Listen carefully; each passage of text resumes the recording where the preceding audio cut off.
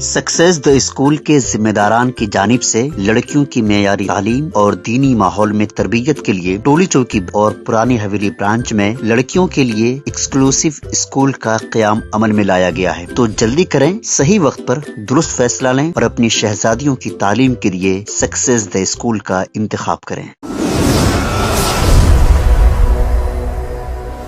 अस्सलाम वालेकुम नाज़रीन, मैं आपका मेज़बान मोहम्मद शरफुद्दीन। आज हमारे स्टूडियो में मौजूद है एक ऐसी खातून जो अपने शौहर के लिए पिछले 7 महीने से परेशान हाल में है, क्योंकि पिछले 40 साल से इनके शौहर जो है सऊदी अरब में जॉब किया कर रहे थे और पिछले 9 साल से एक कंपनी है रियाद में, जो कंपनी का नाम है रासनो कंपनी, उसमें जो है पिछले 9 साल से काम किया कर रहे थे। लेकिन इत्तेफाक की बात है कि जो है कुछ महीने पहले यानी कुछ साल पहले इनके शौहर का अकामा एक्सपायर हो गया था। जो अकामा था उसको रिन्यूअल नहीं करा सके थे, जिसकी वजह से इलीगल हो गए थे। लेकिन पिछले 7 महीने से लापता इनके शौहर, जिसका नाम है शेख अहमद, जो पिछले 40 साल से सऊदी अरब में थे। तो बहरहाल जो है उनकी एहलिया हमारे स्टूडियो में मौजूद है, जिसका नाम है रशीद उन्नीसा। इनको जो है कुल मिलाकर 7 बच्चे हैं, जिसमें से 5 बेटियां और 2 मासूम बेटे भी है। तो बहरहाल इनके शौहर के साथ क्या हुआ क्या नहीं हुआ सुनकर आप भी जो है दंग रह जाएंगे, क्योंकि ऐसी दर्द भरी इनकी दास्तां है। तो खैर मकदम है हमारा स्टूडियो में, हमें आपका रशीद उन्नीसा, आप जो है आपके शौहर के ताल्लुक से तमाम तफसीलात हमारे नाज़रीन को बताइए। उसके बाद जो है किस तरह की अपील करना है हमारे नाज़रीन से कहेंगे। जी, मेरा नाम रशीद उन्नीसा है। मेरे हस्बैंड का नाम शेख अहमद था और 40 साल से उन्होंने जॉब पे थे एज ए कंप्यूटर ऑपरेटर सऊदी अरब में। उन्होंने उम्रे को गए और 4 दिन के बाद उनके ऐसे ही कॉल आया कि फ्रेंड का कि मिस है बोल के कॉल करे।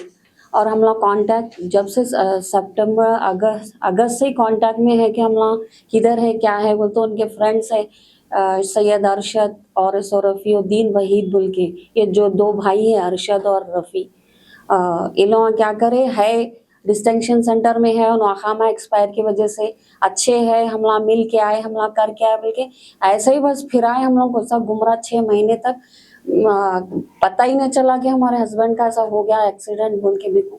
अब लास्ट में इतना ढूंढते ढूंढते हम फ्रेंड सर्कल्स में से पता चला कि ऐसा एक्सीडेंट हुआ उनका, ऐसा हॉस्पिटल में एडमिट थे 1 महीना, उसके बाद ऐसा डेथ हो गई बोल के। अब हाल में 13 मार्च को मेरे को मालूम हुआ, समझो 13 मार्च को आपको मालूम हुआ। तो नाज़रीन, हम आपको बताते चले कि इनके शौहर, जिसका नाम शेख अहमद था, इत्तलात के मुताबिक ये पता चला है कि 11 अगस्त को इनका एक्सीडेंट हुआ। लेकिन जो है 9 अगस्त को ये उम्रा कर रहे थे। उसके बाद जो है जो इनके साथी थे, इनके दोस्त थे, उनसे ये बिछड़ गए। उसके बाद उनके दोस्त कहाँ चले गए, ये कहाँ चले गए, उसके बाद किसी को कुछ इत्तला नहीं मिली थी, क्योंकि 9 अगस्त 2023 को इन्होंने उम्रा किया था। फिर उसके बाद जो इत्तलात के मुताबिक ये पता चला है कि 11 अगस्त को इनके हस्बैंड शेख अहमद का एक्सीडेंट हुआ है। फिर उसके बाद इत्तला ये मिलती है कि 14 सितंबर को इनका इंतकाल हो गया, यानी 14 सितंबर 2023 को इनका इंतकाल भी हो गया। इस तरह की इत्तला इन लोग को मिलती है। फिर उसके बाद जो है और एक इत्तला ये मिलती है कि 13 दिसंबर को, यानी 13 दिसंबर 2023 को इनके शौहर की तफनीन भी की गई, यानी वहीं इनको दफनाया गया। इस तरह की इत्तला मिलती है। अब सवाल ये उठता है, जो इनके दोस्त, इनके शौहर के दोस्त इनके साथ में थे, जो कि उम्रा के लिए गए थे, वो दोस्त कहाँ गए, वो सही इत्तलात क्यों नहीं दिए। और वहीं पर और एक इत्तला ये मिली है कि रियाद में एक तेलंगाना फोरम, एक NGO है, उस NGO के सदर, जिसका नाम जब्बार बताया गया है, वो जो है कभी कुछ इत्तला ऐसी दे रहे हैं तो कभी कुछ इत्तला वैसी दे रहे हैं। पता नहीं हकीकत और असलियत क्या है। उसके बाद जो है ये खातून, ये मजलूम औरत जो है हमारे MBT के स्पोक पर्सन अमजदुल्ला खान से भी मुलाकात करती है। तो अमजदुल्ला खान जो है एक्सटर्नल मिनिस्टर जो कि इंडिया के हैं, उनको एक मेल करते हैं, उनको एक मैसेज देते हैं। उसके बाद जो है फिर एक कार्रवाई थोड़ी आगे बढ़ती है। वो कार्रवाई आगे बढ़ने के बाद जो रियाद में एक फोरम है, तेलंगाना फोरम, उसके प्रेसिडेंट जब्बार इनकी बेटी से बात करते हैं और कहते हैं कि भाई इस बात की इत्तलात आप किसी को ना दे, क्योंकि आपके शौहर के लिए जो कुछ करना था हम यहाँ पे कर रहे हैं, और मजीद जो है जो कुछ फायदा हो सकता है हम जो है आपकी फैमिली के लिए करवाएंगे। इस तरह से उनका कहना है। अब देखिए, चंदा चोर कहाँ नहीं है दुनिया में, सिर्फ हैदराबाद में नहीं, इंडिया में नहीं, बल्कि दुनिया भर में सिस्टम चल रहा है। हर जगह जो है किसी ना किसी मजलूम का नाम लेकर चंदा चोरी का धंधा हर जगह चल रहा है। अब ये रशीद उन्नीसा को, जिनके 5 बेटी है और 2 बेटे हैं, अब उनका मुस्तकबिल कैसे बनेगा, ये बच्चियां कैसे पढ़ेंगी, बच्चों की शादी कैसे होगी। अब जो मासूम 2 बेटे हैं वो बच्चों का एजुकेशन कैसा होगा, उनको कौन पढ़ाएगा, कौन लिखाएगा, क्योंकि बाप की जगह तो कोई और ले नहीं सकता। रिश्तेदार भी मदद करेंगे तो शायद थोड़ी बहुत मदद करेंगे, लेकिन जो है बच्चों का मुस्तकबिल बनाए जैसी मदद तो कोई नहीं करेगा। वहीं पर हमारी अदबन गुजारिश है, जितने भी लोग रियाद में रहते हैं वो जो है ये खातून की मजलूम औरत की मदद करें, क्योंकि इनको जो है 5 बेटी 2 बेटे हैं, 7 बच्चे कुल मिलाकर, जिसमें से एक की भी शादी नहीं हुई है। बड़ी मजलूम है और ये खातून, तो बहरहाल जो है इनके तफसीलात हम आपको बताएंगे।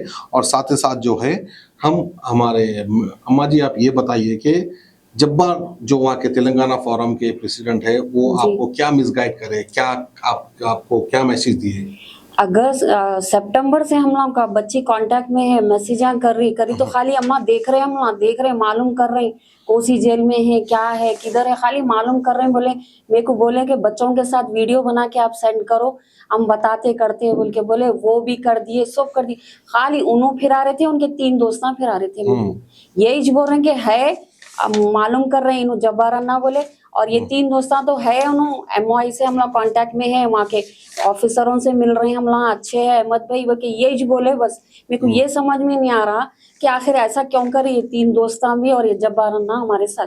बोल देना था, खुला बोल देना था, ये हमारे से नहीं हुआ था, आप खुद इंफॉर्मेशन निकाल लीजिए, नहीं तो आप खुद आके कोई फैमिली मेंबर आप कुछ भी कर सकते इधर बोल के। कुछ नहीं बोले, हम लोग बस गुमराह करे। मेरे को सऊदी अथॉरिटीज पे और इंडियन एम्बेसी से रिक्वेस्ट कर रही हूँ मैं कि मेरे को पूरा इंसाफ होना, ऐसा क्यों करे लोग। देखिए यहाँ पे कुछ गुमराह कर चुके हैं इनको कुछ लोग, क्योंकि जैसा कि मैंने अभी आपको बताया था कि 9 अगस्त 2023 को इनके मरहूम शौहर शेख अहमद साहब उमरा करे। फिर उसके बाद इतला मिलती है कि 11 अगस्त को इनका एक्सीडेंट हो गया। फिर उसके बाद इतला मिलती है कि 14 सितंबर को इनकी डेथ हो गई, यानी इंतकाल हो गया। फिर उसके बाद 13 दिसंबर 2023 को जो है इनको वहीं पर दफनाया भी गया। लेकिन वहीं पर जो है मेल के जरिए और एक इत्तलात आती है कि इनके शौहर को जो है वीज़ा एक्सपायर हो गया, जिसकी वजह से उनको जो है अरेस्ट किया गया और जेल में डाला गया। इस तरह की एक इतला भी आई है, क्योंकि ऑफिशियल वहाँ का जो ऑफिशियल मेल होता है वहाँ से इनको एक मेल आया था। ये हम आपको अपने स्क्रीन पे दिखा रहे हैं, ये भी देखिए आप, ये भी देख सकते हैं। इस तरह से गुमराह किया जा रहा है एक मजलूम खातून को।